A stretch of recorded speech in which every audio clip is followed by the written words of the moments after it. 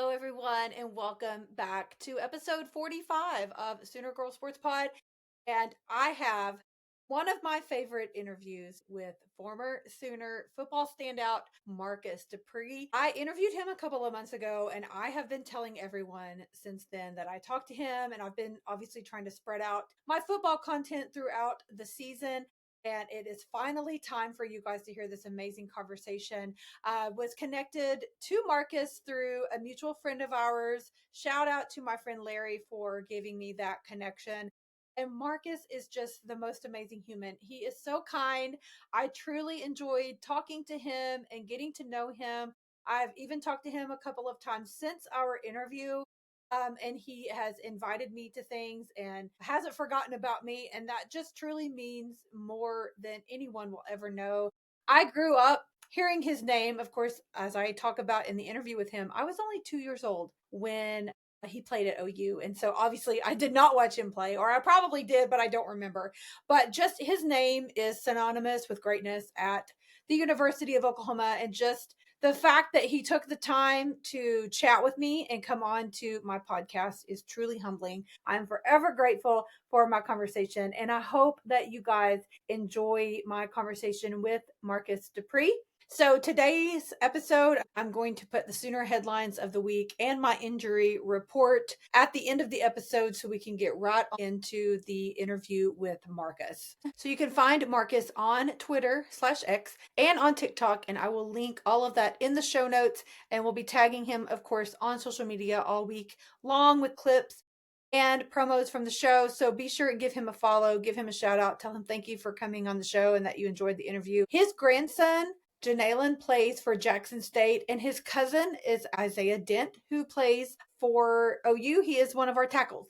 So it's a cool tie that he still has to the university today. Also, we talk some in our conversation about Hall of Fame Academy, the youth football camps that Marcus is a part of. Again, I will link all of that in the show notes and on social media throughout the week. That is something that you will want to check out to see what he is doing with that. There is really an exceptional program and super cool. So glad he shared that information with me. But for those of you who don't know, here's a short intro on Marcus Dupree. Marcus is a former professional football player and Mississippi Sports Hall of Fame inductee. He was born in Philadelphia, Mississippi in 1964. He was considered the most sought after high school recruit in the state's history. Walker breaking Herschel Walker's record for touchdowns. He played for the University of Oklahoma, and he was Football News Freshman of the Year and Newcomer of the Year. He was the third team All-American in 1982, first team All-Big 8 in 1982, and he finished the season with 1,144 rushing yards and 13 touchdowns. He was also in the USFL for the New Orleans Breakers and in the NFL when he played for the Los Angeles Rams. His head coach, Barry Switzer, said that he was the best player on the field, and Earl Campbell was the only other guy he ever saw that was like that. Physically ready as a true freshman, one of the best players on a great college team, and maybe even ready for the NFL at his young age. He scored his first college touchdown against Texas on a 63-yard fake reverse, which we talk about in our interview. Really cool story to hear. He still today holds the Fiesta Bowl rushing record from 1983 at 239 yards. Billy Sims said he's the greatest player to never win a Heisman. I asked him again what was his favorite Sooner memory. He talks about winning against Texas, his Bedlam win that year, losing to Nebraska, which was a very big deal. OU Nebraska in the Big 8 back then. He talked about Gary Gibbs, former OU head coach, who was the defensive coordinator at the time. Spencer Tillman was his freshman running back. His LB Jackie Ship. Tony Casillas was a freshman DT. John Blake, who was also a former head coach for Oklahoma, was a guard on that team with him. He's got lots of grandsons that play football. It really runs true deep in his blood, in his family. He is living his best life now as a movie star and playing lots of golf. Again, I truly enjoyed this conversation with Marcus. I am so thankful to have made that connection with him. He is such a great human. I'm so thankful to be able to call him my friend, and I hope you guys enjoy this conversation with the amazing Marcus Dupree.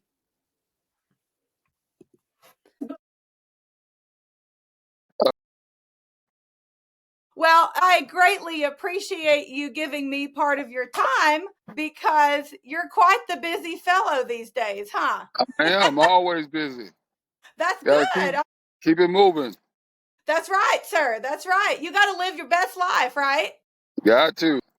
So tell me a little bit what are you up to these days? You said you were recording a movie. Well, we're getting ready to film a movie about me, Oh, okay. so it's still a ways off. We just particularly just doing the paperwork and getting all the I's and T's crossed. Wow. Well, that's super cool. I can't wait to see that. It's be a year or so off, so we still got a lot more to do. Okay, well, I'll keep an eye out for sure. And I know you play a lot of golf because you play with a couple buddies of mine. Yeah, I'm there. I don't know about playing, but I'm there. I'm Hey, not good at it. Trust me. That's the main thing. We're trying to make everybody have fun. absolutely, absolutely. Well, I'm buddies with Jason Meese. I think I told you, and then of course Larry Darter. I've known both of those guys for years, so they speak very highly of you and always have a good time with you on the golf course. I know. Yeah, we have a great time. No doubt about that. That is all that matters. That's all that matters. Well, as you probably know, I did not get to watch you play football because I was just a wee toddler. Well, I'm But sure. but I was 2 years old when you were at OU. Okay. No, I don't Yeah, think you were. I don't think you were watching OU football. I hope not, at least. I wasn't. I heard about it though growing up my whole life. My dad had season tickets. I started going to games with him when I was about 7 or 8. Okay. So in the late 80s. So I remember Gary Gibbs, Coach Gibbs, and I did a little research on you and your time at OU. I know it was short lived, but it was very remarkable nonetheless. But I did not know, or maybe I'd forgotten, that Coach Gibbs was the defensive coordinator when you played at OU. Yes, he was the defensive coordinator for sure. Yeah. I I remember him being the head coach when I started going with my dad and grew up, watching him, and Cale Gundy was quarterback back then. And something else I didn't know was John Blake played on the team with you, and he of course later was one of our head coaches for a brief while as well. I did not know Exactly. that. Yeah. John was a defensive tackle, nose guard. He was a senior when I was a freshman. I did not know that those two guys were associated with the program back then. So that was a cool connection that I learned while I was doing a little research on you. Well, you grew up in Mississippi, obviously grew to love the sport. So what started your love for football? How'd you get started playing? Really just wasn't the love for football, just playing all sports. Where I grew up, everybody played all the sports, small Yeah. town, so football just stood out a little bit more than everything else. I played baseball, ran track, also played basketball. So in a small town, you got to play all the sports. So Yes. everybody just thought I should be a football player, and then now I look back on it, I should have stuck with baseball. Well, I do love baseball, but football is my first love. But you had a heck of a time OU. So let's talk a little bit. How did you end up in Oklahoma from Mississippi? Well, I was the number one recruit in the country. And I always watched OU football on TV back then. It was only that few channels that broadcast college football, and Oklahoma was like one of the teams that was always on TV. Uh So huh. I knew Oklahoma would give me the opportunity to market myself across the country and across the world. So that's why I ended up at OU. Well, Barry Switzer, I know, thought very highly of you on the field and in person, and he said that you were always the best player on the field. So I guess that played a part, obviously, in him wanting to get you there, and then you ultimately ending up at OU. I know your time was short lived in Norman, but what a mark you left on the program while you were there. Yeah, we tried to do that. We made sure that we came to play, was ready to play, and God has this opportunity to let me show the talent that He gave me, and I did what I had to do. You did. Well, you had a great win over Texas that year, and then you had a great Bedlam win, so you can't beat that. No, you can't beat that. Can't beat that. I don't think we didn't beat Nebraska because it took us I to the Orange Bowl, so we lost by 4 points, I think, and But it was a great year. Well, you had a great run in the Fiesta Bowl, and you still hold some records with that today. They're still Yes. very, by a long shot, in place. So I don't know that they will ever be beat. We'll see. I'm sure somebody records are meant to be broken, but you just never know. They throwing the ball a lot more than they are running the ball right now. So I'm like you. I think it'll be a long time before the record is broken. So too. I think so too. Yeah. So it was 239 yards was Yep. I should have had your rushing 500. record. Yep, Yeah. probably should have had 500. Well, I saw that Ashton Giante from last season at Boise State was the closest in second behind you, and I think he was at like 104 yards. So he was still quite a ways off from catching you. So yeah, I definitely think your record there is going to stand for a while. So That's really anyway, Yeah, that's really cool. I mean, that it's been that long and it's still standing. I love it. I love it. So tell me a little bit. You had a great season, OU. I look up your stats. You finished the season with 1,144 yard rushing and 13 touchdowns, and hmm that's pretty incredible. You were first team All Big Eight and a third team All American. yes. So let's talk a little bit about that season. I know you probably have some stories or some memories that are good to share. Well, it was just playing with being able to play. Start as a freshman. I didn't start until the fifth ball game, and end up racking up that many yards was, to me also impressive, and scoring Absolutely. the touchdowns. And then the Fiesta Bowl, setting the record there. And I really was wishing that we could have played in the Orange Bowl, but we got beat by Nebraska.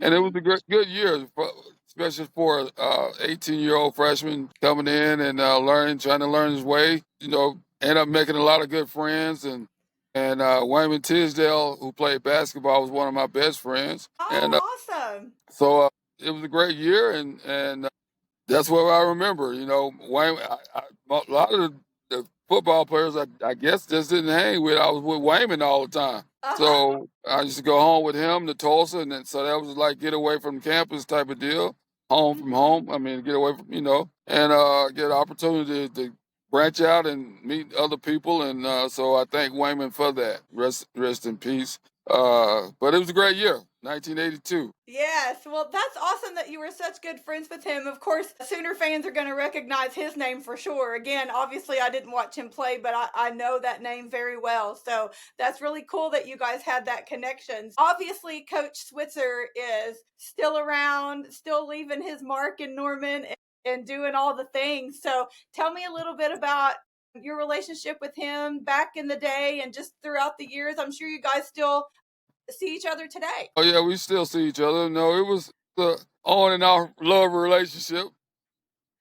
At the time, I was there as a freshman, but today we're trying to do some business together and helping him do some stuff with a couple of contracts that he has, and we still talk and we speak, and I see him at the games, and we go do Coach's Cabana, so everything's Oh good. yeah, awesome, awesome. Well, I have always heard that he was such a beloved coach, and of course, everyone has a lot of stories about playing for him. And what I remember about him is when he coached for the Cowboys. Obviously, that was my teenage years, my early teenage years, and I grew up not a Dallas Cowboys fan at all. My dad actually taught me to say "Boo Dallas" at a pretty young age, but we watched the Cowboys when Coach Switzer was there, and so I remember watching him back in their glory days. So that's pretty much the only active coaching memories, obviously, that I have of Coach Switzer. But he had a good time there in Dallas. Yes, he did. I don't like the Cowboys either, but it's so all good.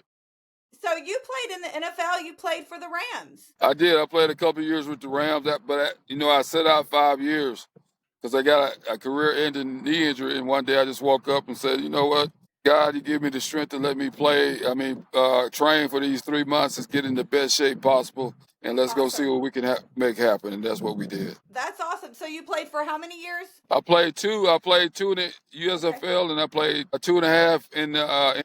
Okay. Awesome. Okay, so your first touchdown that you scored, at OU was against Texas on Mm-hmm. a 63-yard fake reverse. So that's a big deal. Any touchdown scored in the Cotton Bowl in that game is a huge thing to remember for sure. So I'm sure you remember that moment pretty well. So let's talk about that. Well, it was kind of like, I think they were up on us by a touchdown, I think, or we might have been tied up. I can't remember. But Uh-huh. we went to we called timeout and we went to the sideline and coach was talking to us. And he called the play reverse. It was supposed to be a regular reverse. And so we were about to run back out on the field to start the game, and coach calls me back and says, keep it. So nobody else knew I was going to keep it but me. So I said, okay, that's what I want to do is keep it anyway. So like I said, nobody else knew that that I was going to keep the ball in that play. It even faked the cameras out. I go back and watch the film and fakes the I cameras love out. it. And I ended up going down the field 63-yard, first touchdown in college football, and especially against Texas. That's incredible. Well, I've talked to a couple other former players, Ryan Broyles, Trey Millard, and Teddy Lehman, and of course Teddy has some great OU Texas memories as well. They all do, but it's funny to think about that game because my dad first took me to Dallas to the Red River rivalry. I was 10 years old. I look now and I think there's no way I would take a 10-year-old into that atmosphere because it's crazy. But No, there's so I many. even hate going in the atmosphere right now, so I rather watch it on TV. I totally understand that. I do love going. There's, a lot of moments to go through and to live through, and to think that I was there and saw them happen is really special to me. I was in college at OU in the early 2000s. And so I was there for the big win, the 63-14 win. And I remembered our president, David Bourne, at the time coming on and canceling class that Monday. We were just all on a high from beating Texas that bad. And what a moment that was. But I have a lot of great memories from that game, but I don't disagree with you. It's quite the hassle to go. And Oh so yeah, it's a sometimes, hassle. Yeah, getting in and out of there, boy, I tell yes, you, it's a hassle. It is a sometimes hassle, but it's great pageantry. It's yes. great atmosphere. It's what college football is all about, and Uh then huh. having it right there in the center of the Texas State Fair is amazing. People, you got to do it at least one time, and then after that, Yes. then hey, watch it on TV. I agree. That's what I tell people. I have a friend who doesn't really like crowds and all of that unfamiliar territory. And I'm like, you have to go at least one time and experience it because it is a core memory for sure. But I agree it's a lot easier to watch on TV for sure. Yeah, But I spoke with Trey Miller and we were talking about OU Texas. And he was saying that he thinks it's the greatest rivalry in college football. And of course, I don't disagree with that by any means. But being in that stadium has to be pretty incredible because there's nothing like it. With that 50-50 split, yeah, yeah. you Well, go I from tell you one what. end to the other. Tell you what, walking down the tunnel out the locker room to the field is amazing. It's a great feeling that I can't not, if I try to describe it, I won't do it justice. You just have to be there to walk down that tunnel. And Texas is on one side and you on the other side. Sometimes I've seen over the years it's been some fights get started, but Yes. I didn't care. I come to win the game. I'm not from Texas. I'm not from Oklahoma. I'm coming here to play ball. Saw where Billy Sims has always said about you that you were the greatest player to never win a Heisman. How do you feel about that? Well, it hurts a little bit, but God has his way, and now my name is the Heisman Trophy for high school. So they have Oh, okay, awesome. they have the Heisman Trophy for the Player of the Year. That's equivalent to the Heisman Trophy now. And so the Player of the Year will get the Marcus Dupree Trophy, which is the I Heisman love for that. high school football. So I presented it this past year at the Hall of Fame for high school. They've started National High School Hall of Fame, which I Uh went in huh. the first class with Jim Brown and Archie Manning and Bernie Oh, Kosar and Archie Griffin, who won 2 Heisman trophies. And how so neat. now it's the Marcus Dupree Trophy, which is equivalent, like I said, is equivalent to the Heisman Trophy for high school. So that's an honor, and that'll go down in history, and I guess immortalized forever. Absolutely. That's incredible. I did not know that, so I'm really glad you brought that up. That's really cool to for you to have been inducted into that with those awesome names that we recognize, and then of course now to have that award named after you, and you get to present it every year. That's super Every cool. year till I So, leave this earth. Yes. So they building a new. They also is building a new. The Cleveland Browns are building a new stadium. yes. So they're also going to be building a new national high school Hall of Fame building Okay. along with the stadium, which will be about 40,000 square feet. And so I was Wow. told the other day that they're going to have a room for every person that won the Marcus Dupree Award. It's going to be a room, and the trophy will be sitting in the center of the room, and it'll be Wow. it'll be turning, and so and everybody's plaque will go on the wall, or a bus will go on the wall when people come in and watch it or see it. It's so cool. I actually went to Cleveland a handful of years ago when Baker Mayfield was playing there, and it's a neat little city. So I'll have to remember that and go back sometime so I can see that because that's incredible. I love Yeah, that. so they're moving to, I guess it's a little town right outside Cleveland called Uh huh. Brookshire. Mm-hmm. Right, it's over by the airport. So Oh uh, yeah. so yeah, they should be starting on it this year. Well, that's really cool. I knew that they were getting a new stadium, but I didn't realize they were building that as well. So that is really incredible. That's exciting Yep. for you. Yeah, that it is. Well, I went to your Twitter account and found a bunch of photos. I found a couple of you with Barry Switzer and Toby Keith, of course, um, and just a couple of old snapshots of you playing football. But I saw a couple of you with your grandson. So I guess you have some grandkiddos that play football now as well. Do have 12 grandkids, and the oldest grandson is right now playing at Jackson State. He's a starting receiver there, and they won the Oh, national cool! championship last year. So it's his Awesome. senior year, possibly his senior year, because he could come back and play two more if he wants. But Uh huh. this is his senior year, so we'll see how he does. He says he sees 1,000 yards receiving this year, so we'll see. Oh, that's really cool. Okay, well, is his last name Dupree or does he have Yes, a it different is. last name? Janilan Okay. Dupree. Yeah, Janilan Okay. Dupree. All right. Well, I'm going to have to look him up and follow him. That's really neat. That legacy is getting carried on through your grandkids. That's really cool. Yeah, no doubt about that. I also found a picture of you with Coach Switzer from the Sugar Bowl back in 2014. And I talked about that game with Trey Miller. He was a captain on that team, but he was hurt and couldn't play in that game. But that's one of my favorite memories of that game and what happened because no one expected OU to win and to beat Exactly. Alabama in that Sugar Bowl. So you were there hanging out with Coach Switzer. So I bet that was quite the game to see in person. Oh yes, it was definitely quite the game. Hung out with Coach Switzer, and at that time I forgot the guy's name. He was the mayor of Tulsa, and then Coach Switzer and I had hung out because I was living in New Orleans at that time, and Okay. so we hung out downtown, and it's some great times that we can't speak about. But it was a great time, a great week, and it was great to see the Sooners come in and beat Alabama like that. Absolutely. That is one. That's a good Trevor Knight memory that no one will ever forget. Exactly, exactly.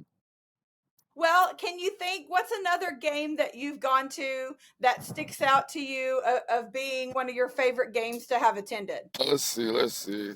Well, probably the game that you were at, I was at that game too when we beat Texas. Wasn't Quentin Griffin on that team? Yes. Yeah. Yes. So I Yes. was there at that game doing. I forgot I was doing something for ESPN. So yeah, I was. That's Okay. probably one the game that I can think of that was pretty good. Yeah, that's definitely one of my favorite memories from back in my college days. And then, of course, I don't know if you were in Norman when we played Nebraska that year. And of course, that was our big win. It was after we had beat Texas that October. I'm trying to remember who else we beat. Kansas State was ranked in the top five. And I want to say Missouri, but I may have made that up. But we beat four teams in a row in October. They called it Red October that year. And then we come out, beat Nebraska. and we Right. were number one in the nation after that. And I will never forget that night. I can still very vividly recall so many aspects of that day, getting to the stadium and just the game and the Yeah. afterwards and everything. What a season that Oh, was to that was a watch. good season. No doubt about it. No doubt about it. I loved watching Josh Heupel, and just what a season that was to see. So now, Josh Heupel, we have so many players that are scattered across the landscape of football, and Josh Heupel being at Tennessee, and OU goes to play there this season, and I sure hope we come out with a win. Like we did back in 2015. I'd love to see that happen again. Yeah, I was there. I was there at that game, and I was sitting on the Tennessee side with a bunch of Tennessee people in their skybox, and I kept telling them, I said, we got something called Sooner Magic, because I think Tennessee had jumped up on us like 2 touchdowns, Yes. something like that. And I was like, if we score before half, it's over for you guys. And they're like, oh, no, no, no, no, no, no, no, no, no. I said, okay, just watch and see what I tell you, and I'll be That's right. doggone it. We come right back out and blew them out. So I love they it. pick at me about that now, man. That Sooner Magic crap. Well, another game that sticks out to me as far as Sooner Magic goes, and I know that Baylor's not like a big rival to us by any stretch of the imagination, but when we played at Baylor, Jalen Hurts was our quarterback, so it would have been 2018, I believe. And we were down, and Baylor was really good that year. They were ranked in the top 10, I believe. But we were down at half again by a couple of touchdowns, and we came back and just took off. And that was some Sooner magic. I will never forget it. And that one sticks out to me with Jalen Hurts because I love Jalen. I love watching him play, and I think that's a big one for him as far as Sooner fans go. Oh yeah, no Remembering when doubt. he ignited that Sooner magic that night for sure. Yeah, yeah, no doubt about I, it. another one that sticks out to me for Sooner Magic is I want to say 2021, the Red River rivalry. And we came back and won that game, and we were down. We came back and won, and we were at home. My husband was taking pictures of me jumping up out of the chair, laying on the floor, and doing all sorts of stuff. I was going nuts. So yeah, you never discount the Sooner Magic because you just never know when it's going to come. That's true. That is so true. That is so true. I was picking at the guys when we're, I guess, the first year of the playoffs when we played Uh huh. Georgia. And Oh yes, so I the was sitting Rose up there with Bowl. the ESPN people, and I thought we should have won the game, and we had the momentum, and I don't know what was Yes. going on. And I kept telling them we got Sooner Magic, we got Sooner Magic. And I think we started coming back, and so the guy ended up getting up leaving. He said, "Oh, I feel this Sooner Magic coming, Marcus." So you know what? I think I'm gonna just get up and leave. And I'm like, "Oh, don't leave yet, don't leave yet." So yeah, it was a good game. We should have won that game though. We should have. It still hurts me to think about that game. I have always loved Baker Mayfield, and I really thought that was his time to shine and his year for us as Sooners. And I waited till that clock ran all the way out before I gave up hope because I was with you. I kept thinking that Sooner Magic was just going to kick in any minute. So Yep, what a yep, game that was. no doubt. Well, here's hoping that we have a great season this coming season with a lot of Sooner Magic on deck because we've got quite the slate ahead of us with Yep. the SEC and Michigan coming to town. So here's hoping we have a lot of Sooner Magic left in the tank. Well, I think we will. We just got to play consistent on offense, and the defense do what they have to do. And I have a younger cousin who plays on the team, Isaiah Dent. He's number Oh, okay. 73. He plays right tackle, and he says the new quarterback looks pretty good. So we'll see how that goes. And like I said, we just got to keep people healthy. And at the end of Oh, the day, guys, absolutely. it's a grind when you play in the SEC. It's a grind every week. And so, Yes. you just got to keep people healthy and hope that some good things gonna happen. And every now and then you do need a little luck, need a little Sooner magic. So I'm Yes. looking forward to this year to see how we pan out. Me too. Me too. Well, like you said, it's very important to keep everybody healthy, and so far, I think we came out pretty well in camp and in preseason practices. So fingers crossed it continues on into the season for sure. Yes, indeed. So, Yes, indeed. yeah. Well, is there anything else you want to talk about? Anything else you want to share before we Well, hang it up? right now I live in Biloxi, Mississippi, and we're putting together with the Hall of Fame out of Canton. We're putting together the Marcus Dupree ninth grade All American game here in Biloxi, Mississippi, which will be played next year in the last week in June. And also we're Okay. doing a Hall of Fame Academy where we're going to bring people going to come like fifth through eighth grade, and we're Okay. not only going to have the kids on the field, but we're going to have the kids and parents in the classroom teaching them how to work out, teaching them how to eat, teaching them about Oh, the good. NIL, teaching them about financial literacy. So it's going to be an academy, not per se a camp, but a little bit of Uh-huh. both. But we're going to be more teaching. We're going to have people coming in speaking, and we got one guy from Oklahoma State, Melvin Gilliam. He works at the bank, but he also teaches at Tulsa. He's going to come in Okay. and talk about financial literacy. We're looking forward to that. And also in December, we're putting together right now as we speak, the Hall of Fame High School Combine, which will bring in all the top kids, and we'll bring in college coaches to watch them work out. This past summer, we did it in Jackson, Mississippi. We have around 1,500 kids, and about 7 or 8 of those kids got scholarships right there on the spot. And then Oh, we how don't know how many cool. other kids got offers to other schools. Mm-hmm. So I think it's a good outlet for kids, and you like spread the word that they can come down to the beach and they can choose a family vacation, and we got great hotels and casinos here, great amusement parks, and so they can plan it as a family vacation, and also Yes. the kids can get in some camp work and go from there. That's awesome. Wow. Well, that's really incredible that you are using your passion and knowledge and all of your accolades and you're using it to help the future generations and get the word out there and just make the world a better place. And I love that. Thank So you. that's incredible. That is incredible. I'm so glad that you shared all of that. That gives me some more stuff to follow along with and check in Yeah, with. so So since you're on Twitter, just go to Hall of Fame Academy and tweet it out. I will. Repost everything that we post up. And the more we get the Absolutely. word out, the better it would be for for the kids to be down here and get the experience. So we're gonna bring in some Yeah. Hall of Famers to do some speaking, and we're gonna do a dinner, and it's gonna be I think it'll be a lot of fun. That way, parents can also put their vacation on the same week Yes. to come here because, like I said, there's amusement parks here. You got the beach, you got the casinos, and you got football. So hey, You you can't can't beat ask that. for a better situation. I agree. I agree. Well, it's very important what you're doing to help that future generation learn so many aspects of football and life. And you mentioned NIL and having someone come in and talk about financial literacy. And my husband's a banker. So obviously that's something important to us. And I understand the importance of passing that on to the future generations. And that's very important for these kids because they may Yep. not get it at home or school. And yeah, these NIL kids are getting a lot of money at a very, very young age. So they definitely need to learn that information. And then it's another thing. A lot of parents think their kids should go D1.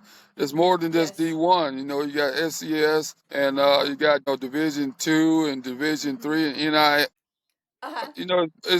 Every kid is not built to go to a D1 school, but as So long as you true. get a free education at the end of the day, and that's what counts. Absolutely. Absolutely. Well, there's so many opportunities and avenues for them to go if they're just a little more open-minded about it. So that's important to make Yep, them aware of that as well. So that exactly. is awesome. I love that you're doing that. I love that you're Thank you. doing that. Well, I appreciate you taking the time for me today. Boomer Sooner.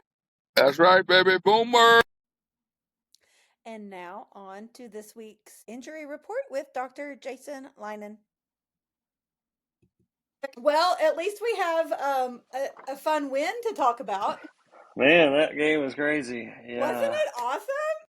it was awesome. It really was. Yeah. Yeah, we actually watched it because we were out in Phoenix and I thought I'm going to see if there's like an OU club around here Yeah. somewhere. And so the OU club met in Scottsdale at a sports bar and watched the game and I was like, I'm just going to go. And so it was so much fun. We had the best time and the president, his name is Jason, Okay. He was so kind. He's an OU alumni. And we had so much fun. There were a lot of people there. So it was nice to be, because we were just going to stay in our hotel room and watch it. So it Yeah. was nice to be with other people that were cheering and Being excited and all the excited. things. Yeah. So yeah, That's but cool. it was a good game. There at the end, I was like puckering up, like, oh my gosh, what's going to happen? But what a game! And again, we came out pretty unscathed for the most part, I believe, with injuries. So we're not going Yeah. to complain. I feel Yeah. like our destiny's in our own hands going forward. Yeah, I think so. Yeah. Yeah, it was it was one of those games that kind of like exciting moments all throughout, and some things you're like, oh, I wish we could have got that first down, or I oh man, we know. needed a touchdown instead of a field goal. But then we turn around and we get a turnover. It's like, I okay, know it. I'm excited again. Yes. Yeah, Well, I felt like our defense kept bailing us out and really kept us in the game, and yeah, capitalized for on the sure. mistakes that they had, which that really gave us all of the life that we needed to win, those turnovers for Hmm. sure. So it was a good win and everybody needed it. So Yep, I'm that's true. definitely That's true. thankful for it. I never saw anything else on the injury front. I never saw anything else on Xavier Robinson's knee. I know he went in that injury tent, came back out, had a brace on, and played some more. Yeah, Cool. they were talking a little bit on the radio this morning. Now, this is just the local sports talk guys, but Mm-hmm. they said, from what they saw or what, heard, it seemed like maybe more Mm-hmm. just kind of a bruise, maybe a Yeah. bone bruise, or maybe just a knee contusion rather Yeah. than a ligament or a structural injury, which would obviously be good. And Absolutely. maybe one of those things that sometimes those injuries, it's kind of like your biggest limitation is just how sore is it, how Right. effective can you be, trying to run and cut and, For take sure. off, from a start and stop and Well, we sure need him. So going yeah, we forward. do. Yeah. So our run game hinges largely on him, and I feel like, again, that I would like to see more of that, but maybe they scaled it back since our defense was taken care, and he did have that injury, and they didn't want to overdo it for him or Yeah. whatever. I don't Yeah, it's know, hard to but know. I it kind of is. wished we had more runs I all know. season, but I know. that may, And they I may thought just we were not. going to. I thought we Yeah. were. I Yeah, mean, I keep thinking that the last two or I three did too. games, and Between him and Tori Blaylock, I just really thought, okay, we're gonna see more yeah, of that, and we haven't. seemed But like we had the guys, who knows? that were starting to heat up on the running Mm-hmm. backs and the offensive line getting healthy and Yes. or somewhat healthy at least, and more experience. Yeah, but they came out with what three or four straight passing plays, but Yep. Yep. I mean they worked. I mean for the most part, so who I mean, knows? I I guess mean they those got short the passes W. at least, So yeah. So yeah. we'll see. Well, Derek Simmons was back, which is a big thing for the O line, and then Yeah, Michaela has been back. He was out a little bit too, so it's good to have him back. I really wish, I don't know what happened with Gentry Williams, because he was not on the injury report early in the week, and he talked to the media and all the things, and then all of a sudden, I think on Thursday or Friday he was listed as doubtful, and I'm like, what the crap happened to him? So yeah, I don't know if it's something still with his shoulder or if something else happened that nobody's aware of. It was never mentioned anywhere that I saw other than yeah. that injury report, and then he ended up not playing. But him not playing and our Mason Thomas not playing, and then we still went out and did all of that on defense. Pretty crazy. Yeah, It really is crazy. I mean, I hate that those guys are out, and I hope they're okay. yeah, Of course, like I said a couple weeks ago, Venables made it sound like our Mason Thomas wouldn't miss much game right. time, if any, is what he said. So here we've missed one game. So maybe we'll see him Saturday I hope against so. Missouri. I I hope hope so. so. And I also, with him, I was kind of, thinking if we would have lost that game, he might have been one of these guys that just cuts it out for the rest of the season because For he's sure. ready for the next level, and Yeah, there's not as I much to agree. play for. Some of these guys throw in Yep. the towel, which is understandable. Yeah, it I mean, is. I you hate don't to see like it as a it, but I get fan. it. You Yeah. hate to see it as a fan, but as a reasonable person, I guess you can I you mean, can see it. But now, if you're playing for playoff and you're playing for, I think he'll be back. I think so too. And I mean, yeah, at this point, we're looking, if we win out with our 2 home games, which we have a very good chance of. Obviously, Yeah. I felt like that even 2, 3, 4 weeks ago. Right. Regardless, Yeah. I just hope that we don't pull an A&M, which I know they ended up winning that game Saturday against South Carolina, but they were down, I want to say 30-3, I believe, going into Yeah, it was half bad. Yeah, at 30. home. Yeah, 30-3. Yeah, it Yeah, was that crazy. was. And then they come back and scored, I think, 30 unanswered or 20 or so whatever it was, and then they Yeah, won, I it believe, was crazy. 31-28. But Yeah. yeah, I do not want that to happen because that's ridiculous. So I hope that we're not overlooking Missouri because they're not a bad team. And I did also hear their quarterback's been out. I don't remember what kind of injury he had. I don't know. He had a foot or ankle. I never heard that if it was. Yes, ankle. If it was just a bad ankle sprain, I guess must not have needed surgery or anything, I or I guess don't think he'd not. be back. But yeah, Yeah, Bo Pribula is his name. It said he may be able to return to action and start at Oklahoma Saturday. yeah, it seems like I've 3 heard that weeks. too. So Yeah, color me surprised by that. yeah. Of Of course, course one or they two want. good tackles by I these know. defensive linemen. He may be back on the. That's kind of He what may I throw in the wonder towel on that too. one. He might not be Yeah. as ready as they think he is. And Mm-hmm. then there is Hardy. Hard, yeah. He's incredible. I couldn't think of his name. I'm like, I Yeah, knew he they've got was a really good run good. game. Yeah, they've got a But good run yeah, game for sure. he has more rushing yards than our entire team this season. Wow. Yeah.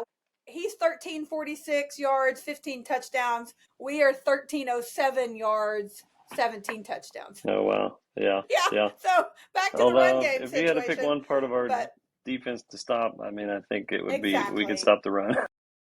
He's going to be the one that we got to target on, I think, for sure. Because Yeah. I'm kind of like you with their quarterback. I think he might get a couple of rounds with our defense and be like, oh, crap, I'm done. I Yeah. can't Well, keep if up he's with not that. mobile, if he can't escape the pocket, yeah, he's going to be in Yeah. trouble. So, and yeah, like you said, I think we can hopefully stop their running back, and Yeah, that's the hopefully keys, so. in my opinion. So, Yeah. did you see that? I almost texted you Sunday night. The Eagles played Sunday Night Football. Yes, I And watched part of that game. okay, Lane Johnson went out with a Yes, foot I did see injury, him going out. which he had hurt his ankle like a couple of weeks ago.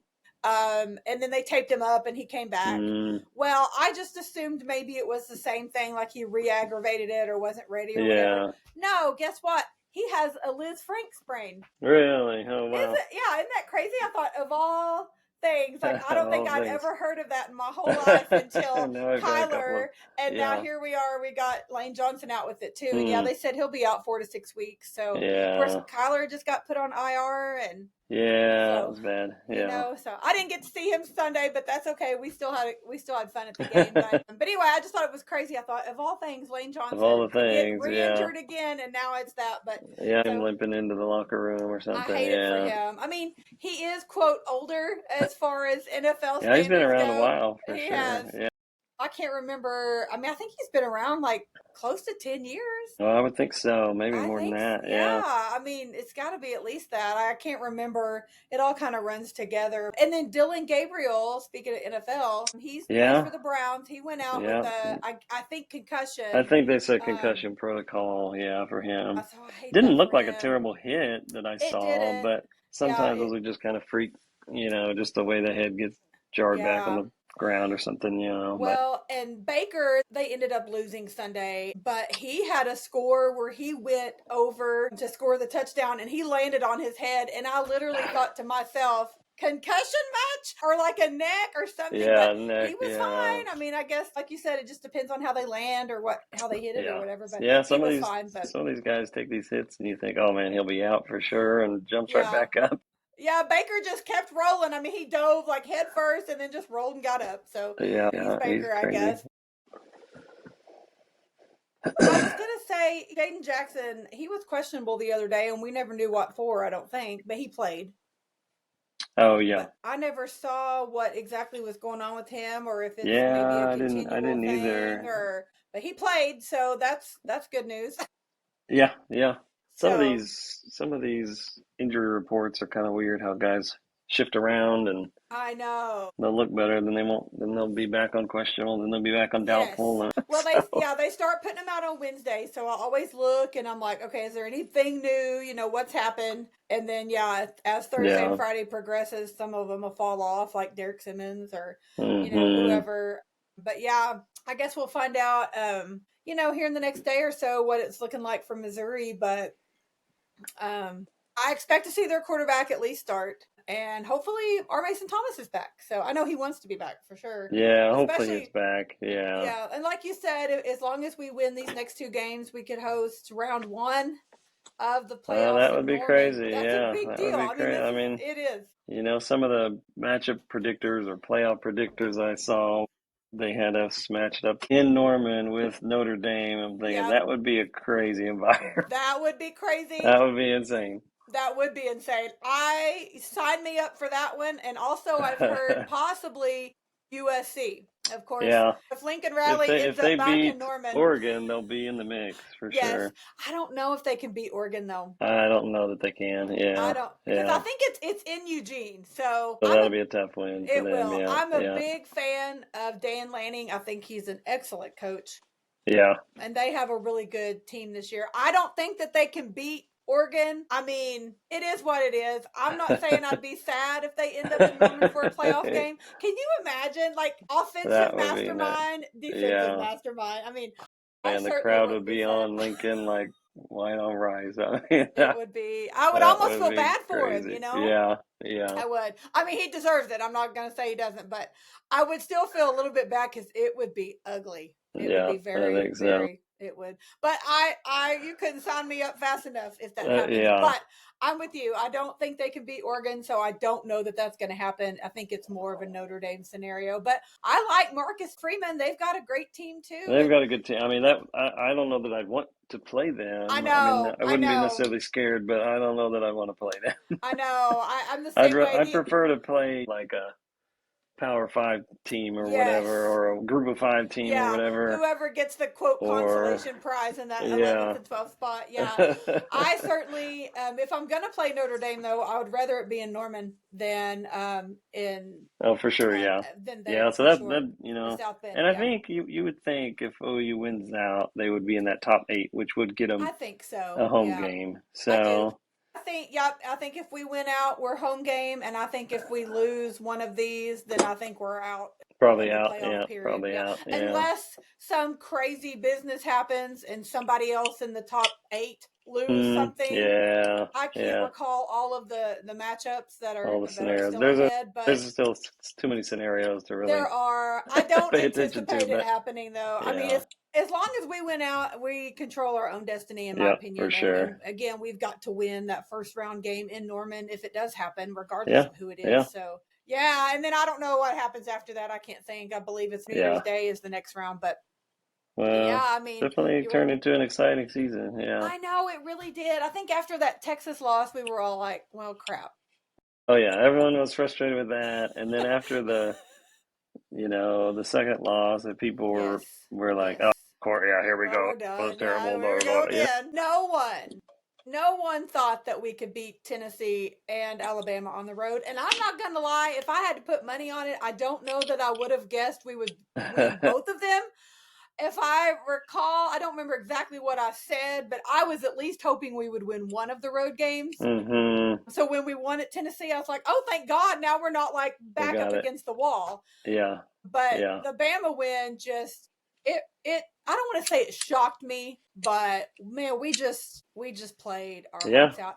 But my friend Scott that I had on the show last week, he's from Alabama, but graduated from OU, so he usually roots for both. But we talked last week about Alabama and then how the matchup was against us, and he said, I'm scared of the OU defense, like that's going to be a factor. And I agreed. And he said that their quarterback often has always looked like a deer in headlights. And I hadn't really watched them enough to notice a lot of details like that, but he was not kidding. Like the whole game, I'm like, he looks like he's about to poop his pants. When he got pressured, for sure, he did. He looked a little bewildered.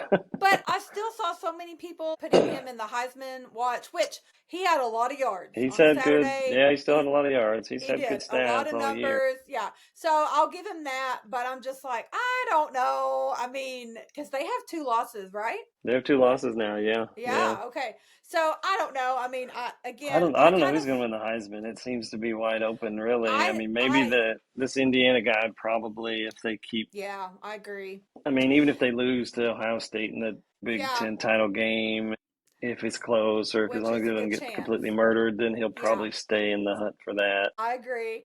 I kind of feel about the Heisman race the way I feel about just the college football realm as a whole is I don't really feel like anybody is head and shoulders above anybody else. I feel like we've Yeah, all kind of gone back and forth and have our pros and cons and good days and bad days. And so, yeah, I feel that way about the Heisman race for sure. But I mean, I hate that John Mateer had the injury. I hate that he didn't recover from it as well yeah, number wise as we would have liked. That really cost him being in the mix yeah. even. But He was in the mix, obviously, for sure at the yeah, start. I mean, So he was like at the top of the list yeah, basically, but yeah, and I think he still could have been in the conversation if he would have recovered better than he did. right, Whatever yeah, that means. yeah. But yeah, I'm real curious to see how Indiana does going down the stretch cuz they look really good. They've They been look just murdering people. I mean, they have I mean, they really have.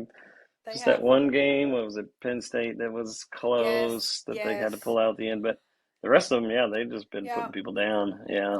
And I So I don't saw know. I mean, everyone keeps saying Ohio State's the best, but they just haven't really played anybody. I I don't mean, their know either. strength of I mean, schedule's not great. I agree. They beat Texas, but I'm like, well, I mean, Yeah. I it, mean, Texas isn't great. I I mean, don't think really, so they're not either. great if you look at them. I mean, they No, should have they're lost not. 2 more games, They really. should have. And if John But Mateer had been healthy, I don't think they would have beat us. So yeah, there's yeah, that. yeah. I They did not look good Saturday night. Let me No, they watch. didn't look They good at looked all. terrible, Yeah. which they lost, but they Well, just I didn't mean, look. really, if you look at it, Arch Manning has had like 2 good games this year. I mean, I know. maybe 3, Yeah. and I don't know if that's going to be the answer for them I don't think so long either. term. But I I mean, don't. maybe with a little more experience, he'll be better. I, But we'll see.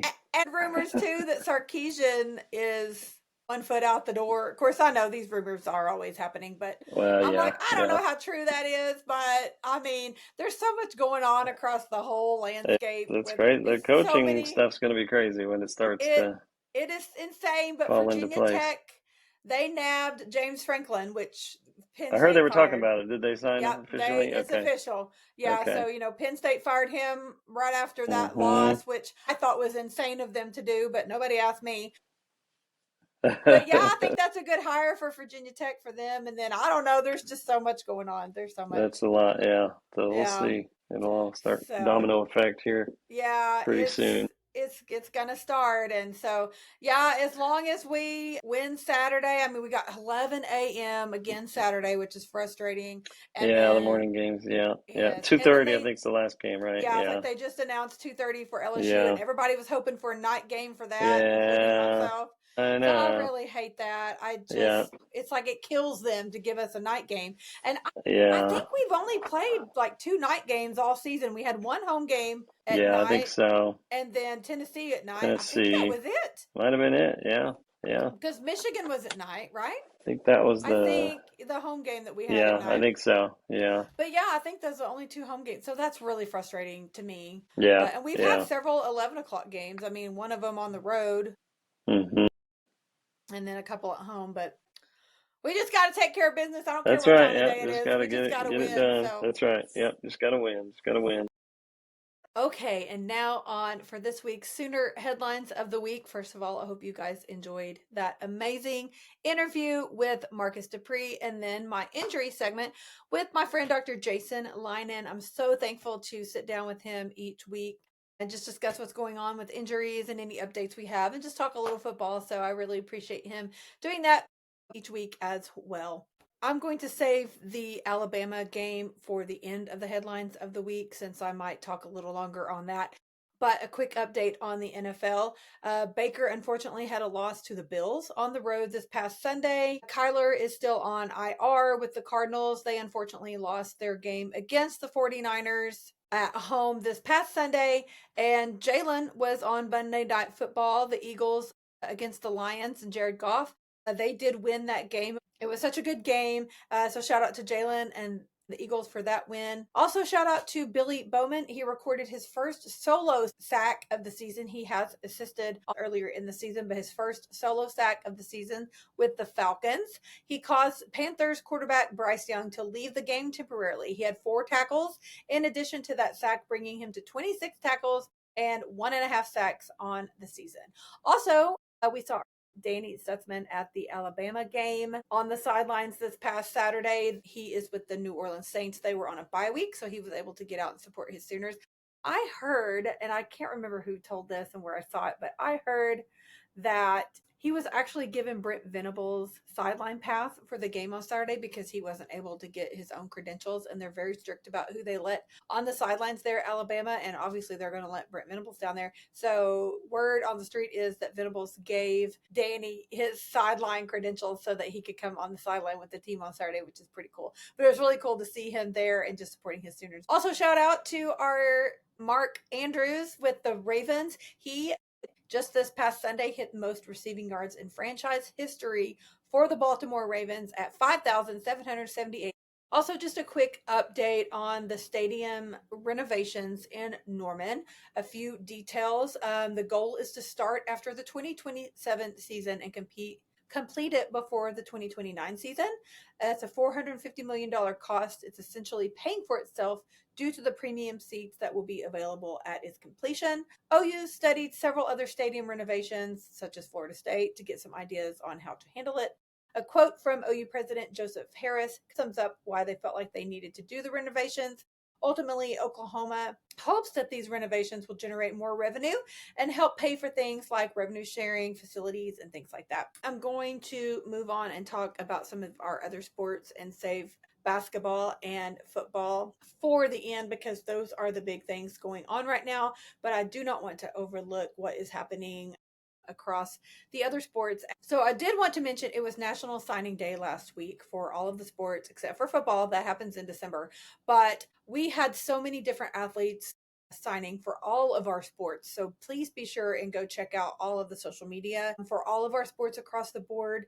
They had so many great athletes signing with them for their National Signing Day, and I tried to share those and follow those as they came across, but there is a lot of people. But be sure you go and check all of those out on social media. Give them a follow, show them some love as they come into Sooner Nation. Women's Gym, National Signing Day had the #1 signing class in the nation. Men's Gym had an excellent signing day as well.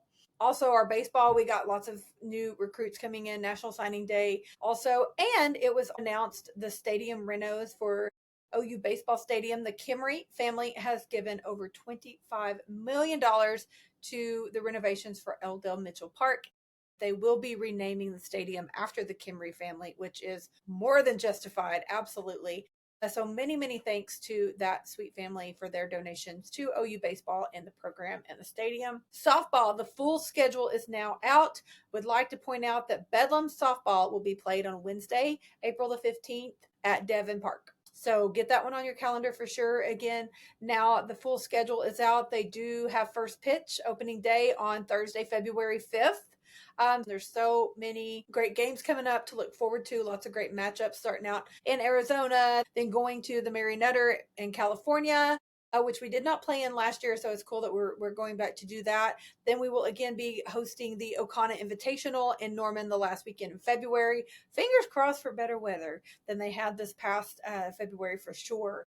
For that. But again, our softball showing out on National Signing Day with the #1 recruiting class for 2026. And another announcement regarding softball is the AUSL, which is the Athletes Unlimited Softball League, announced expansion. They have a new team called the Cascade that will be starting in the 2026 season in the summer. And the OKC Spark is joining the AU, which is a huge development. It's a huge step in the right direction, in my opinion. Shout out to my friend, Dr. Tina Floyd, who is the owner of the OKC Spark, and Coach Amber Flores, who is a former Sooner. I had both of those awesome ladies on my podcast earlier this year. So if you missed those, you'll definitely want to go back and listen. But a few things about some changes that will be happening with the Spark as all of this happens. So Amber will still be the coach. Tina will be the executive director, and Destiny Martinez McElroy is the COO of the OKC Spark. And some of those operational duties, ownership will be shifted to the AU with this move, but the existing team rosters are going to be redistributed in a 2-draft process to ensure competitive balance as the league continues to grow. That draft will be aired on ESPNU on Monday, December 1st at 7 p.m. So the current Spark players that we've seen play the last several seasons, all of those contracts have expired. So the Spark will begin with a fresh roster in 2026. All of the current players will have the opportunity to enter the AUL's allocation draft, giving them a chance to be selected by teams across the league and continue their pro careers in the AUSL. Now, all of that to say, I did see something about them having, quote, protected players. I don't know exactly how many protected players that each team can have. I think I saw something about there being 4 or 5, but I could be wrong on that. But supposedly in the next coming days, there could be some information released about who those protected players are for each team. For example, I don't have any insider information. This is just purely my speculation. But if I were to go out on a limb and say, I think Jocelyn Allo is going to be one of the protected players for the OKC Spark. She was the first player that they signed. She's been the face of the organization. I could be wrong, completely could be wrong, so don't hold me to it. But for example, I think she could be one of the protected players from the Spark, and that just means that they would get to keep her and no one else could draft her. Just throwing that out there as an example. But all of these players are eligible to go into the draft. And then once that is completed, we will have a better idea of who will be playing on which team and so forth. But be interesting to see as it gets closer in the next week or so, the teams are supposed to reveal some of those protected players, their names, and give us a better idea of where they'll be starting with on their rosters for sure. But it's just a great step in the right direction. The AU, in case you missed it, they do have the support of Major MLB, Major League Baseball, and ESPN. So this will be great to help as far as financial backing, of course, I'm sure, and as well as hopefully access and ease of watching the teams and our favorite players during the summer for sure. Unfortunately, our soccer team did not make the NCAA tournament this year, so their season is over. I'm so sad to report that. My sweet Hadley Morell had her on the podcast earlier this summer to talk about the season. They really, truly did have an excellent season. Unfortunately, they did get beat out in the first round of the SEC tournament and just didn't quite have what it took to make it into the tournament. Shout out to Coach Matt Mott and all of those soccer girls. They are just the kindest, the sweetest girls. Work so hard, and they really did have a great season. Unfortunately, their season is over, but can't wait for next season. I know they always have a lot to look forward to. Lots of great signees coming in for soccer as well. So there's still lots to look forward to. A very promising future with our soccer team. Wrestling lost to number 1 Penn State this past Friday night. But on Saturday, we had a Sooner duel debut, a top 20 win. Tyler Wells defeated number 18 Dylan Chappell as Oklahoma defeated Bucknell 18-13 overall. We had the first win in a Sooner singlet for Tyson Sharmoli as he defeated Ty Kapusta. And Connor Hendricks got us on the board as he defeated Chris Nusifora. And an awesome win for my friend DJ Parker as he defeated number 11 Dylan Beckholt by decision as well. And then Brian Soldano defeated Tyler Banis. And next up, our wrestling crew has a duel at home on Sunday the 23rd versus Indiana. So I interviewed DJ Parker just a couple weeks ago, and his episode is dropping at the 1st of December. So you won't want to miss that one. I'm so excited to finally have gotten someone to represent our wrestling program. So I'm super excited for you guys to hear DJ Parker coming up in a couple of weeks. Volleyball, our team is still rolling. The SEC tournament starts at the end of this week. Unfortunately, we lost our 2 remaining games that were on the road at Tennessee and at Kentucky. We lost both of those 1-3, but we have SEC Freshman of the Week, Avea Mega, and Alexis Shelton hit 1,500 career kills this past week. So super excited about those accomplishments. And again, we do have a rematch against Arkansas on deck for Friday at 11 a.m. in the SEC tournament. So fingers crossed, I'll be posting those updates on my social media on Friday as those come out. And I hope the girls get a great win in round 1 of the tournament with that rematch against Arkansas. Our tennis crew, the NCAA matchups are set. Our singles matches begin today as I'm recording on Tuesday the 18th. And our doubles will kick off tomorrow on Wednesday, the 19th, as this episode drops. But Oscar Lacitas is competing on Tuesday. I don't have those results yet, but I will post those on my social media as soon as they come out. And then on Wednesday, the day that this episode drops, our doubles team, Rodriguez and Kimmy, will be taking on a duo from Virginia. So I'm so sorry. I forgot to mention Luis Alvarez on the singles bracket as well, but stay tuned on social media. I will be posting those updates as they come out this week. Our NCAA individual qualifiers for our women are Rosen Gilhaney, Julia Garcia Ruiz, and Gloriana Nahum. And then also we have several women representing us in the W50 Chihuahua in Chihuahua, Mexico, November 17th through 23rd as well. Our track and field, our women finished 7th and our men finished 3rd in Stillwater this past Friday. We had 3 top 20 finishes for the men. That was incredible. We also had a top 10 finish for our female Leah Gerudo. Our cross country men are headed to nationals as a team for the first time since 2015. And also Leah Gerudo is an individual qualifier for our women. They will compete on Saturday in Columbia, Missouri. Also, as you heard me mention in my conversation in the injury report with Dr. Linen, I was in Phoenix this past weekend and it turned into just a Sooner Fest for several days, and I'm not complaining about it. I will go into it a little bit more when talking about the football game. We went in for the NFL game on Sunday in hopes to originally see Kyler Murray. Unfortunately, he is on IR, so did not get to see him, but my husband is a 49ers fan, a big fan of Brock Purdy. Of course, I like Christian McCaffrey, Nick Bosa, who also is unfortunately on IR. But George Kittle, Kyle Juszczyk, so much fun. Still had a great time at that game. But we flew into Phoenix on Thursday. I saw on social media that our men's hockey club team was playing in Tempe at Arizona State University. So Thursday night and Friday night, I went out to support our hockey team. It was so much fun. Had the best time. Hockey is really growing on me. It's becoming one of my favorite things to watch. But I met some of the parents. So shout out to the amazing people that I met there at the hockey game. We were there Thursday and Friday night. We just had so much fun.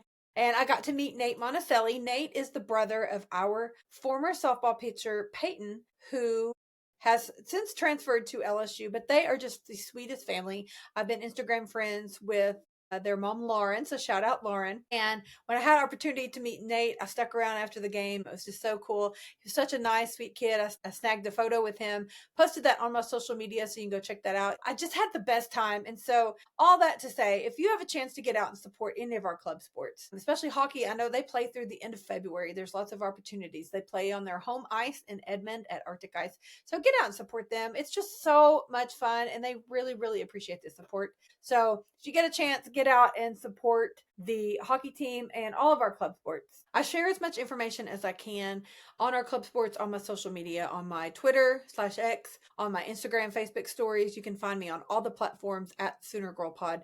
But I share as much information as I can because I truly do want to support and recognize all the Sooner athletes who represent our university. Okay, update on our basketball teams. And I want to give an apology. I believe last week I was totally pronouncing his name wrong, and I don't know what got into me because, like, I know how to say his name. I've been down this road before, and last week on the episode, I totally said it wrong. I don't even know what I said, but Mo Wagi. I don't know why I said Mo Wag or whatever I said last week, but I just want to make that clear.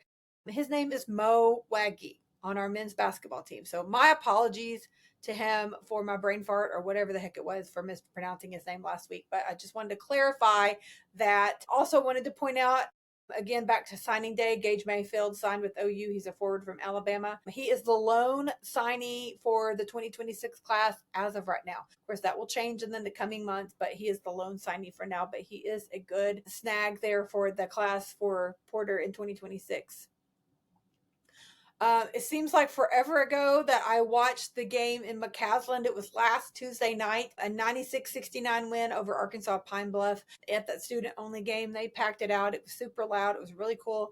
I got to watch it on TV. Just a really fun environment there. Per Mike Hauk, Tay Davis, 11 offensive rebounds is the most by an OU player since at least 1995. So shout out to Tay Davis for that. Final stats on that game were Xavier had 19 points, 4 rebounds. Nigel, 15 points, 3 rebounds. Dayton also had 15 and 1 rebound. Tay, 13 points, 15, 4 assists. Darion, 12 points. Jeff had 7 points. Mo Wagi had 6 points, 6 rebounds. Qual Attack had 5 points, 1 rebound.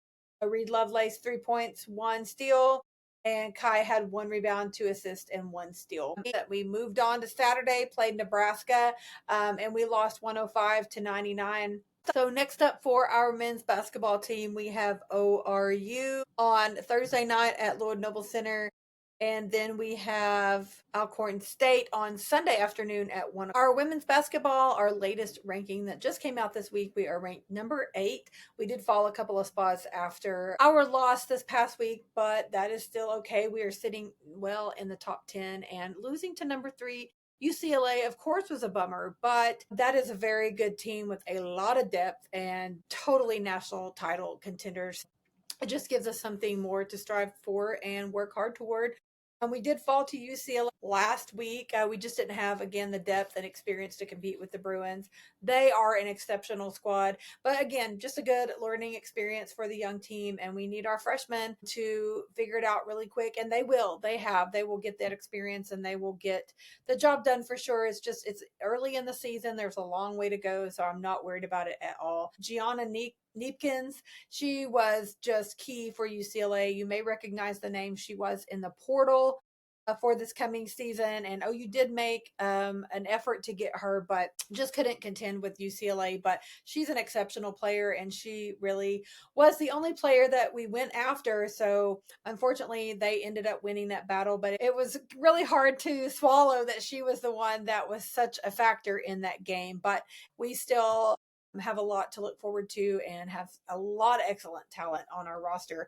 We did have a scary moment. Reagan Beers went down with what we thought was a knee injury, but fortunately, after a couple of minutes, she hopped right back up and hobbled off and rested for a little bit, came back out and played, and she's been fine since. So thank the Lord. Of course, we never want anyone to be injured, but Reagan Beers is a huge factor on our team. So we are so thankful that she is okay. But leading the way for the Sooners, senior guard Peyton Verhulst scored 16 points, 4 assists. Sophomore guard Zaya Van added 13. Sahara Williams added 8. Reagan Beers had 7. True freshman guard Elia Chavez struggled from the field. She went 4 of 16 on shooting and averaged and scored 7 points. She did have 3 assists and no turnovers. As a team, the Sooners shot just 25% from the 3. The Bruins shot 36. They just really showed their strength on that bench. Again, with that depth, outscored us 18-4 from the bench. But we were back in action at home against Kansas City last Wednesday.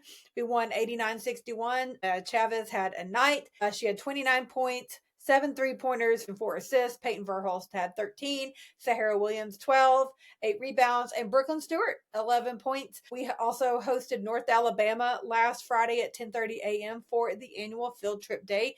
It was filled with 8,700 elementary kids from the Norman area. It was so loud in there, but it was such a fun game. I was able to watch a little bit of it.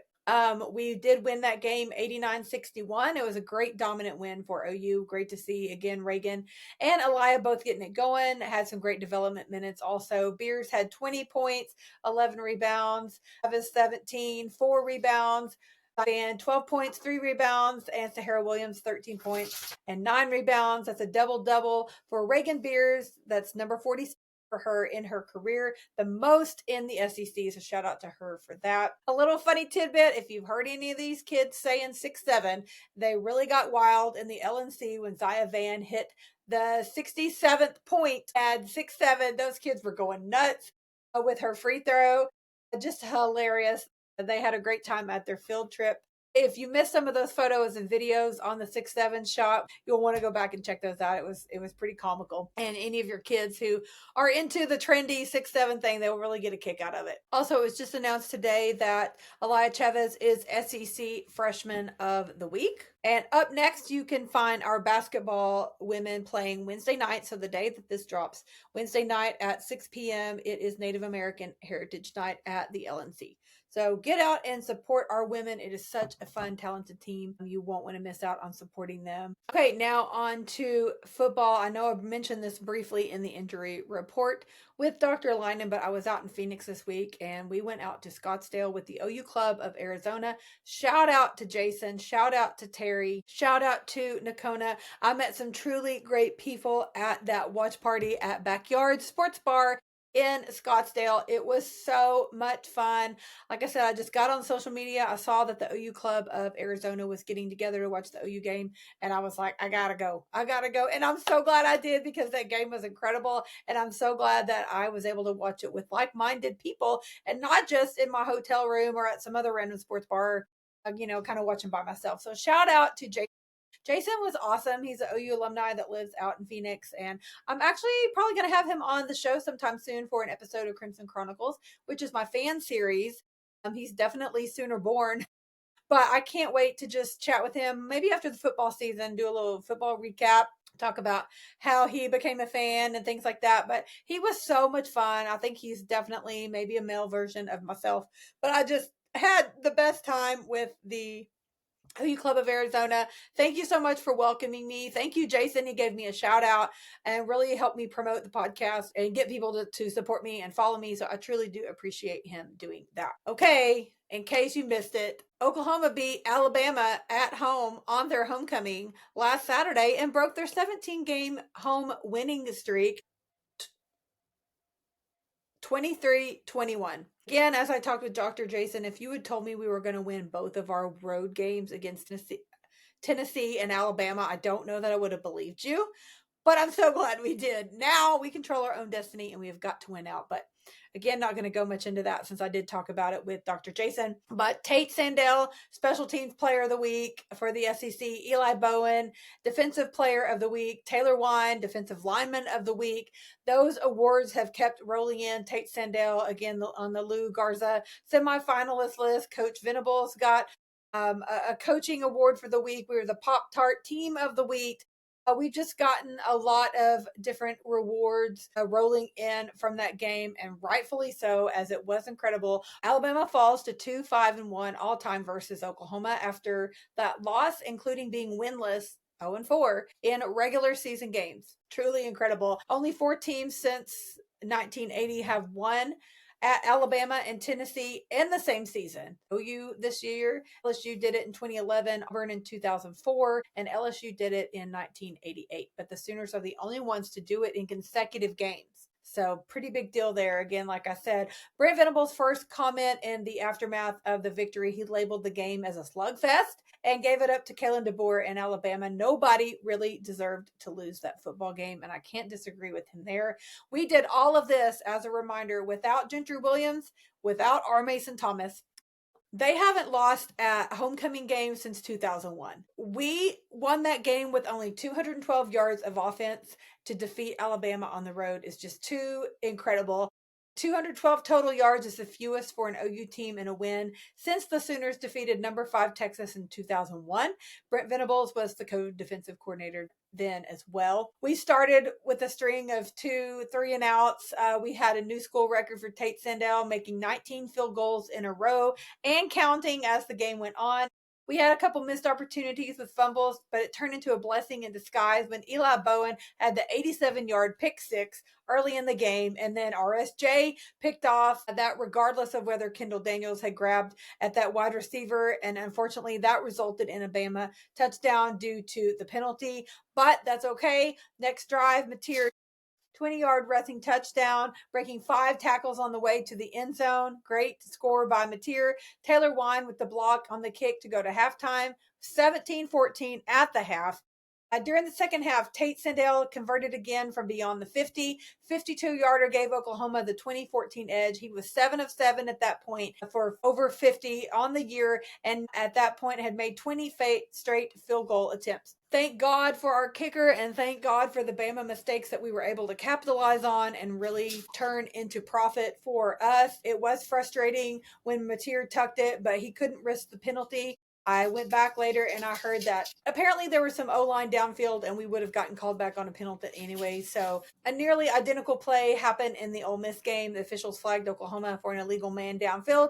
So perhaps it's been said, I didn't go back and watch the film obviously, but John Mateer saw that and that's why he tucked it and ran. So we'll give him that. A false start on Eddie Pierre-Louis. Then intentional grounding by Mateer led to a punt, but it was an excellent point inside the 10 from Grayson Miller instead of a field goal attempt for Sandell, which would have been 56 yards. Bama converted the 4-1 on a reverse. Here comes the 2-minute warning.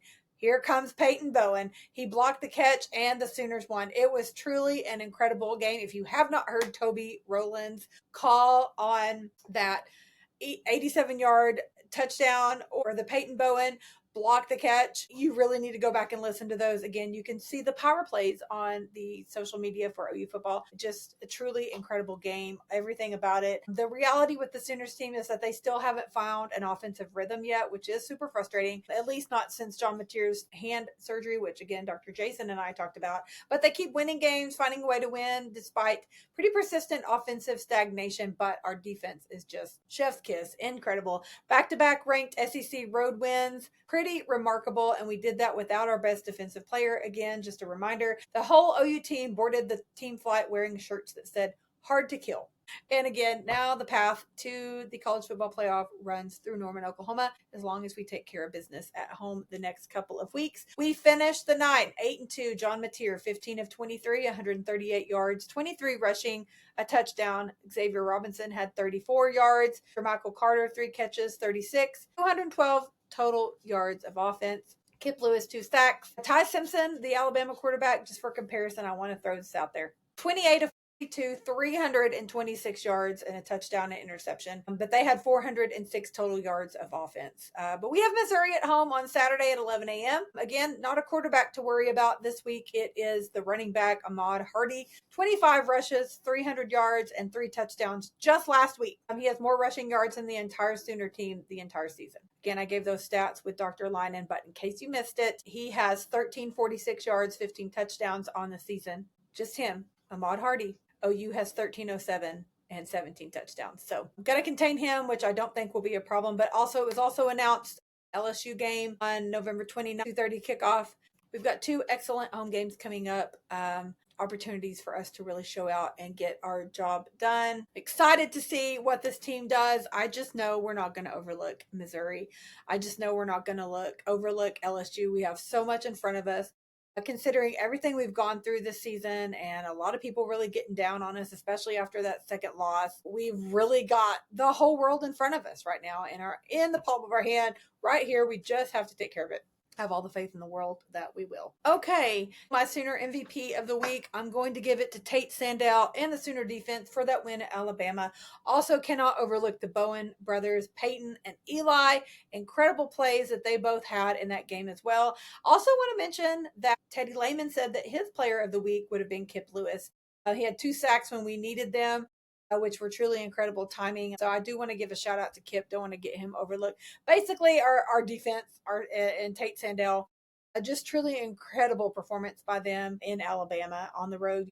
It's really hard to beat, pointing that out. And to end with a Sooner fun fact, Tommy McDonald and Leroy Selman are the only 2 former OU football players that have been inducted into the Pro Football Hall of Fame. So again, thank you guys so much for your overwhelming support and for listening to the podcast.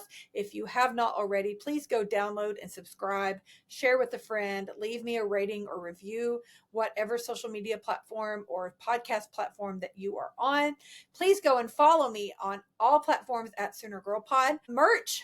I have these awesome shirts. I was able to give a donation to my local chapter of Project 31 that supports breast cancer patients and survivors. These shirts are still available on the website for a very reasonable $20. I also have hoodies, long sleeve tees, hats. I have youth sizes, all kinds of stuff. Please go and check it out. It's soonergirl.bigcartel.com. I have my free newsletter called The Playbook that's coming out soon. You can subscribe to that on Substack at soonergirlsportspod.substack.com. You can also join the locker room there, ladies, for only $5 a month and join in our online huddles. I do giveaways. You get a discount on merch. We have a private chat, a text group. So much fun. I also have advertising and sponsorship opportunities. If you are interested in that, shoot me an email at soonergirlsportspod@gmail.com. You can find all of this information in my link in bio on all of my social media. It's my link tree at SoonerGirlPod on all social media. So please go give me a follow, check out the link tree, and just see how you can get involved in supporting and following the show. I truly appreciate you more than you know. I cannot wait for you guys to hear so many more episodes I have coming up with the basketball players, wrestler, gymnastics, soccer, volleyball. I've got some more football content coming up. Softball will be here before we know it. Baseball. I have a Palm Squad member coming up soon. So much more on deck. You're not going to want to miss anything. So be sure and give me a follow and download and subscribe on your favorite podcast app, on YouTube, Apple, Spotify, and Substack. So I hope you all have a great week. Let's get a Sooner win on Saturday against Missouri. Yell, cheer like a champion, Boomer Sooner, and I'll see you next Wednesday where we talk sports.